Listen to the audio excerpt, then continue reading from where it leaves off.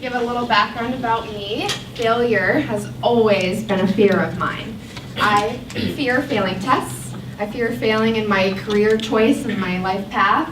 I fear failing others around me, and I fear failing myself. When I first came here to Boston, I was prepared for a new environment, new experiences, new culture, and new to me, the study of innovation. I quickly realized that innovation requires a different way of thinking. It requires you to go outside of your box. It's not about how many questions you ask, but the right questions that you ask. And I struggled. I struggled really hard our first couple months here, especially with our first project. I then continued to struggle with our human-centered design project and a few others throughout our courses here. And I really didn't take that well. Fast forward a little bit, I interned this semester with EPIC, an acronym for Empowering Peoples for Inclusive Communities. And EPIC is a disability community service organization. When I first got my match email for the internship placement, my heart sank. I have very little to no experience with disabilities. And to be quite honest with you all, I'm very uncomfortable with disabilities. It's just something I didn't have experience about, and it made me feel really uncomfortable. And I really had to grow this semester, and it brought me on an epic journey. Throughout my time at my internship, the first month was really hard. I had to be quiet, and anyone who knows me knows I'm very bold and I love to speak, and I'm not afraid to, shine my light. So my first few months was really a growing opportunity for me. I sat there silently at my desk. I feared sounding ignorant or arrogant to my mentor. I didn't want to sound like a child or uninformed. So throughout my time there, actually, with my alumni engagement position, I was forced to interact with all of our participants. And at the end of my experience with my internship, I couldn't be more thankful, because now I am able to sit with our participants and have full-fledged conversations, peer style. I really enjoyed being able to speak with them on one-on-one peer formation, to laugh, to talk about our struggles that we go through every day. And I found more often than not, they were really comparable to the same things that I was going through. And of course, I'll never be able to understand the distinct and significant challenges that people in the disability community face. But at my time with EPIC, I realized before my time with them, I unknowingly and unintentionally participated in ableism, the discrimination in favor of able-bodied people. And I realized this through small details within my work time there.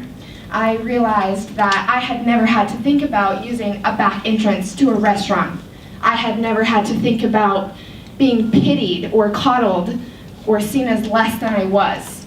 I had never had to worry about going to a job interview and not getting hired because I was in a wheelchair or I had difficulty speaking. And it really put a new light onto me, and it made me question my identity. How did I want to present myself? Sure, this made me uncomfortable, but I didn't want it to define me. And I wanted to become a part of this community that I thought I had failed without even knowing that I was failing them. So I worked really hard to cross my boundaries and to participate with our alumni members and our current service warriors. And let me tell you, they're awesome. I really appreciate the change in mindset that I have had to take this semester to be able to accept everyone around me, everyone within my work experience, everyone within our cohort. And it has really been a great experience for me to realize just, again, how important equal opportunity is, what social justice is, and the importance and impact of love. Through my semester here, I have become very comfortable with failing, as that is what innovation requires. It requires you to try again. because more often than not, you're not going to make it on your first attempt.